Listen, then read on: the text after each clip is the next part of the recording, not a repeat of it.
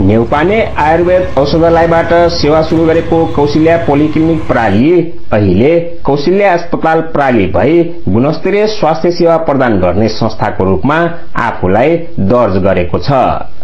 लुम्बिनी, कर्णाली र सुदूरपश्चिम प्रदेशका बिरामीलाई सेवा दिँदै आएको कौशल्या अस्पतालले भारतको बहराइच जिल्लाका बिरामीलाई समेत गुणस्तरीय स्वास्थ्य सेवा दिँदै आएको छ। विशेष गरी प्यारालाइसिस, मुख बाङ्गिने, हाड जोड्ने, नसा च्यापिएर हुने समस्या, कमरको हड्डी खिएर हुने दुखाइ, हात खुट्टा दुख्ने, झमझमाउने तथा लाटो हुने, जोड्ने खिएर हुने तथा बाथरोगको दुखाइका बिरामीलाई नयाँ प्रविधि र दक्ष जनशक्ति मार्फत उपचार सेवा दिँदै आएको छ। कोवलपुर चौरादेखि करिब 1.5 किलोमिटर दक्षिण नेपालगंज कोवलपुर सड़क खण्ड स्थित पिपल चौतारा शान्ति टोल र बर्दियाको बाँसगढीमा शाखा अस्पताल स्थापना गरी यो अस्पतालले सेवा दिँदै आएको छ।